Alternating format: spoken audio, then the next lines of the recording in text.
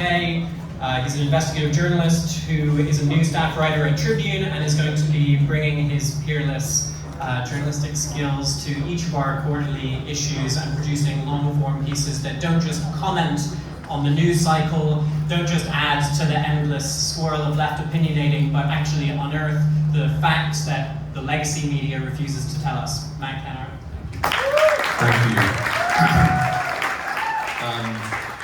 Firstly, I'll just say that how exciting it is that Oliver has become editor, because I'll let you into a secret. We were actually talking for a year or so about starting something together, and then he bailed on that and became editor. But I was very happy for him and movement and journalism, because it's got a unique reputation and history in this country, and it's begging for someone with the intellect and the politics of Oliver to take over and really move it. And then he told me that he was hiring Barnaby as his, I guess, your deputy, or deputy to the regional manager. A high senior figure, and I was even more excited because they are, like, that's a real brain trust that is dangerous.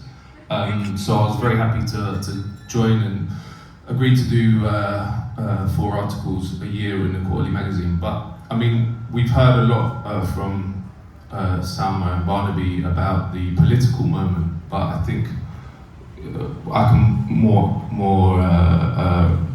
cover the media moment, because I think this is the most exciting, well, in my life, the most exciting time for alternative independent media in this country.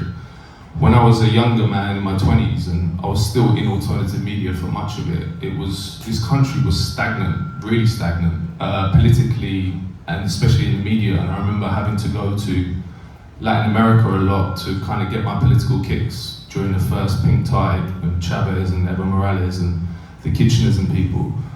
And it's really transformed. And I actually think that now we have maybe one of the most exciting independent media ecosystems in the whole world. People look to us. I mean, even just, if you look tonight, I've just seen so many of them. There's obviously the Tribune lot, but there's Novara, Double Down News, Canary, Palestine Deep Diver here. There's just endless new organizations.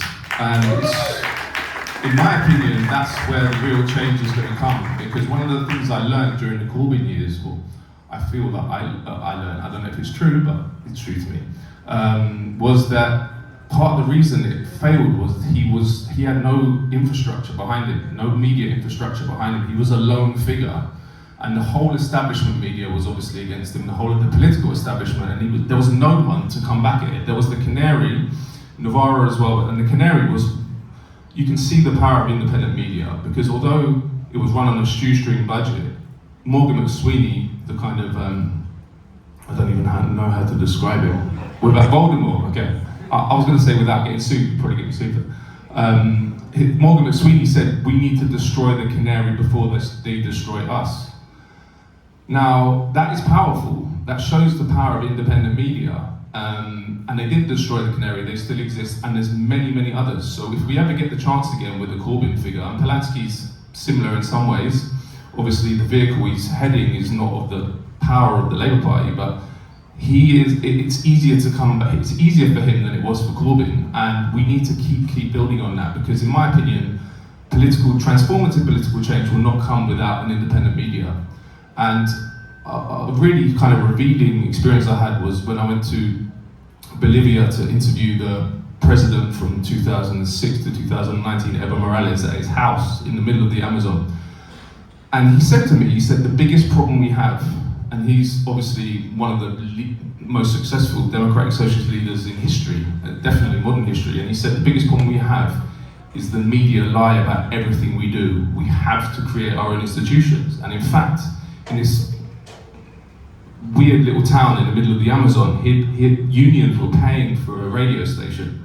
So you have all these people coming out from the sticks and doing these radio shows, and he said this is the start of the media revolution, which we need to have the political revolution. The same thing, Rafael Correa, who was president of Ecuador, said the same thing to me, and that was quite powerful for me, because you think politics is working at a higher level, but actually if you don't have the media infrastructure, you fail. It's just a given. So it's so important that we we develop it and support it and work within it and develop new institutions, because the other argument is, well, you should go into the establishment media and you can change it from the inside, but the point is those institutions are set up to stop any transformative change. And I'm not just talking about the right-wing media, Telegraph, blah, blah, blah.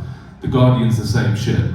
And we saw that during Corbyn, you know, I think there was studies which showed that with the anti-Semitism smears, the Guardian were worse than any other newspaper. So they revealed themselves at the time when we actually had a chance of transformative change. And that's because they're part of the oligarchy.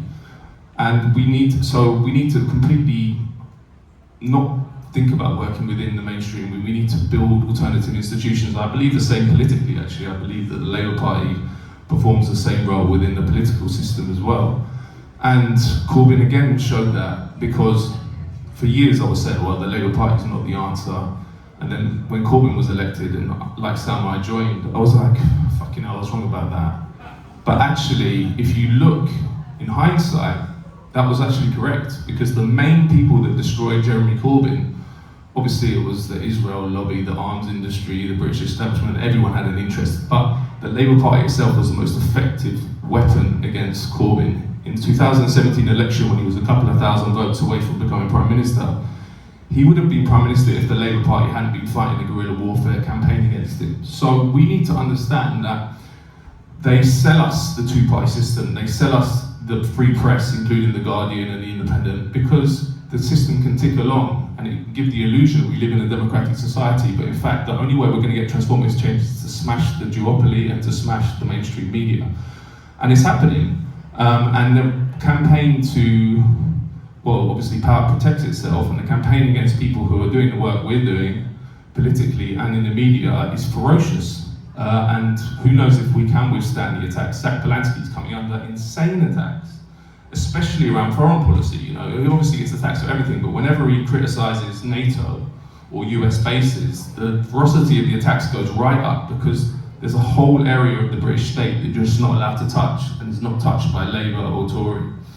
So that, I do think that we're in a new moment now post-Gaza, because I think people's eyes have been opened in a way they never have. Certainly, most people I talk to now are changed after seeing what they've seen for 3 years, kids getting their heads blown off every day, and our government supporting it, arming it, sending spy flights to give intelligence to the Israeli military. There's no way back from that. People don't have their eyes opened on an issue like Israel-Palestine and then go back to how they were about everything else. They say, well, if I've been lied to about that, I've been lied to about everything. And the truth is, you have been lied to about everything. So we need to take advantage of that moment and the awakening. And it's not just here, it's global. Everywhere I go these days, people, I talk to people that have been sort of read establishment newspapers, had a sort of general liberal view of the world, that we might make mistakes, but we're generally a good force in the world. And they're like, Gaza has completely transformed how I see the world and completely shaken every assumption I had about Western power. So the mask is off. Donald Trump's obviously helped that along. The US empire, like Barnaby said, is the principal enemy of anyone who wants progressive change in the world, and has been for a long time. Israel couldn't do what it... In fact, Trump said this week, he said Israel wouldn't survive for a day without the United States, and he was right. So we need to... But you know, there's a propaganda industry which is made up of think tanks run or funded by arms companies, NATO foreign ministries, all the rest of it, that has put billions into making us not see what is in front of our nose, which is that the US is a rampant empire that is has fucked up and destroyed chances for hope around the world. And I think, again, that illusion has been smashed.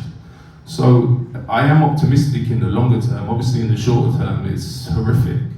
And like Salma said, I've got a low tolerance now for people being taken in by Burnham, because we saw this with Starman. We were saying at the time, look, fine, he's saying nice things, the 10 pledges are nice, but look at his record, you know.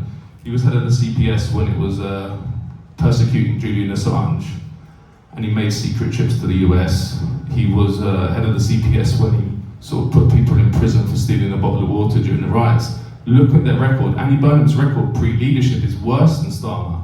This is a guy that, as Salma said, supported the war in Iraq, carried on the privatisation of the NHS, voted against an inquiry into the war in Iraq. His record on Palestine is awful. He was culture minister in 2009 when, I don't know if people remember, the Disasters Emergency Committee call for funding on the BBC was pulled. Tony Benn made that famous intervention. But he could have said something during that time. He said nothing. He's a snake. Someone called him a chameleon, I'll go further and call him a snake. He does whatever's in his interest to get power. And even in 2010, there was an interview that he gave when he was standing to be Labour leader, and he said, I don't regret voting for the war in Iraq. So it wasn't like it's seen a whole country destroyed, up to 1 million people killed, and had a crisis of conscience at that point. It was in his interest he wanted to carry on the legacy of Blair and Brown because they thought that was the way the wind was blowing. So he said, I don't regret it. Later on, he gave an interview with Tribune, I think in 2024, when the wind had changed, and it was post-Corbyn, and he said, well, I do regret the Iraq war now. So look at his character, look at his history, and you understand that when he comes under pressure, he's just going to will completely. He also joined the Labour Friends of Israel in 2016 as a response to Jeremy Corbyn being elected. So this is not the guy we need to put our hopes in. And any energy expended in the Burnham party, I think, is wasted energy, my opinion. And we should focus our efforts on actually building alternative institutions, and that is what scares the establishment. And I'll just finish with another thing. I've been thinking recently about how the best way to destroy the British establishment, and some people do that when they're in bed at night, and I think it's the breakup of the UK. That's my conclusion. Like, the best thing that could happen to this country is that Scotland gets independence, Northern Ireland, the Irish reunification, maybe even Wales, and possibly Cornwall, if there's any Cornish people, I don't know. But honestly, in the work I've done, that's what scares London establishment the most, because the pretensions to empire, and it is an Anglo-American empire, we were subsumed into the United States empire post-Second World War. It could not, that pretension would have to disappear if we lost Scotland. Fast lane base, the oil, everything. You couldn't, we'd be a rump country. Would be more like, our foreign policy might be more like Italy or Spain, which is not, well, Spain's better, but Italy's not great, but at least they're not involved in every single imperial crime, which we are, from Syria to Iraq to Libya, everything we're involved in. And they couldn't do that if we lost Scotland. So I agree with Selma, get behind the Green Party, but also get behind Scottish independence, because that is what really scares the British establishment. Thank you.